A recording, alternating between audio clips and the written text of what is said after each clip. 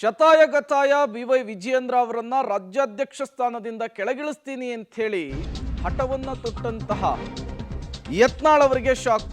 ಬಿಜೆಪಿಯಿಂದ ರೆಬಲ್ ನಾಯಕ ಯತ್ನಾಳ್ಗೆ gate pass ಕೊಡಲಾಗಿದೆ.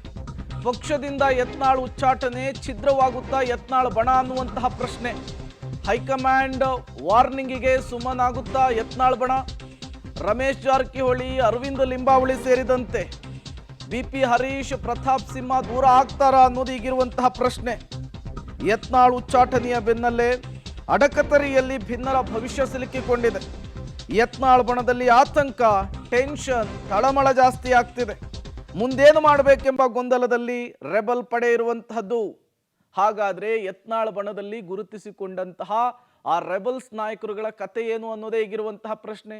ದೆಹಲಿಗೆ ಹೋದ್ರು, ವೇದಿಕೆ ಮೇಲೆ ಅಮಿತ್ ಶಾ ಚೀಟಿ ಕೊಟ್ಟರು, ಸಾಕಷ್ಟು ನಾಯಕರುಗಳನ್ನು ಭೇಟಿ ಮಾಡಿ ವಿಜಯೇಂದ್ರ ವಿರುದ್ಧ ಚಾರ್ಜ್ ಶೀಟ್ ಕೊಟ್ಟರು. ಆದರೂ ಕೂಡ ಯತ್ನಾಳ್ ಉಚ್ಚಾಟನೆ ಆಗಿರುವಂಥದ್ದು. ನಿನ್ನೆ ಯತ್ನಾಳ್ ದೆಹಲಿಯಲ್ಲಿ ಉಚ್ಚಾಟನೆಯಾದ ಬಳಿಕ ಒಬ್ಬರೇ ಇದ್ರು, ಏಕಾಂಗಿಯಾಗಿದ್ರು. ಹಾಗಾದ್ರೆ ಅಂತರವನ್ನ ಕಾಯ್ದುಕೊಳ್ತಾರಾ ಅಥವಾ ವಿಜಯೇಂದ್ರ ವಿರುದ್ಧದ ಹೋರಾಟವನ್ನ ಮತ್ತೆ ದೊಡ್ಡ ಮಟ್ಟದಲ್ಲಿ ಮಾಡ್ತಾರಾ ಅನ್ನೋದು ಈಗಿರುವಂತಹ ಪ್ರಶ್ನೆ. ಹಾಗಾದ್ರೆ ಮುಂದೇನು ಮಾಡಬೇಕು ಎಂಬಂತಹ ಗೊಂದಲದಲ್ಲಿರುವಂತಹ ರೆಬಲ್ಸ್ ಪಡೆ ಯಾವುದು ನೋಡ್ತಾ ಹೋಗೋಣ. ಈ ನಾಯಕರು ಸೈಲೆಂಟ್ ಆಗ್ತಾರಾ ಅಂಥೇಳಿ.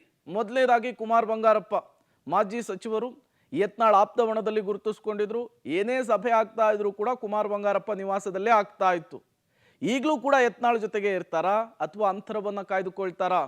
ಮತ್ತೊಬ್ರು ರಮೇಶ್ ಜಾರಕಿಹೊಳಿ, ಮಾಜಿ ಸಚಿವರು, ಗೋಕಾಕ್ ವಿಧಾನಸಭಾ ಕ್ಷೇತ್ರದ ಶಾಸಕರು, ಯತ್ನಾಳ್ ಆಪ್ತವಣದಲ್ಲಿ ಗುರುತಿಸ್ಕೊಂಡವರು. ಜೊತೆಗೆ ರೆಬಲ್ಸ್ ಟೀಮ್ನ ಮುಂಚೂಣಿ ನಾಯಕರಲ್ಲಿ ಇವರು ಕೂಡ ಒಬ್ರು.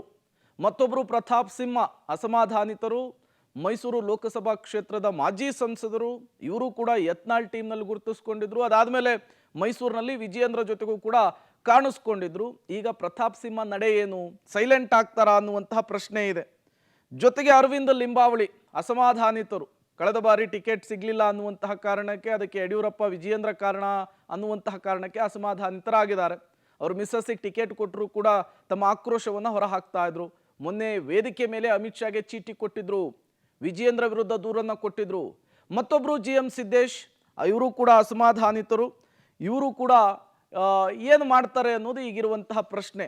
ಎಲ್ಲ ಇದ್ದಾಗ ಜೊತೆಗಿರೋದು ಬೇರೆ, ಈಗ ಪಕ್ಷದಿಂದ ದೂರ ಆಗಿದ್ದಾರೆ, ಅನರ್ಹರಾಗಿದ್ದಾರೆ, ಉಚ್ಚಾಟನೆಗೊಂಡಿದ್ದಾರೆ. ಈ ಸಂದರ್ಭದಲ್ಲಿ ಯತ್ನಾಳ್ ಜೊತೆಗೆ ನಿಲ್ತಾರಾ ಅಥವಾ ಪಕ್ಷದೊಳಗೆ ಇದ್ಕೊಂಡು ಯತ್ನಾಳ್ ಅವರಿಂದ ಅಂತರವನ್ನ ಕಾಯ್ದುಕೊಳ್ತಾರಾ ಅನ್ನೋದು ಈಗಿರುವಂತಹ ಪ್ರಶ್ನೆ. ಈ ನಾಲ್ವರ ನಡೆ ಸಹಜವಾಗಿಯೇ ಕುತೂಹಲಕ್ಕಂತೂ ಕಾರಣವಾಗ್ತಾ ಇದೆ. ಯತ್ನಾಳ್ ಇಲ್ಲದೆ ಇವರ ಹೋರಾಟ ಹೇಗೆ ಸಾಗುತ್ತೆ ಅನ್ನೋದನ್ನ ಕಾದ್ ನೋಡ್ಬೇಕಿದೆ.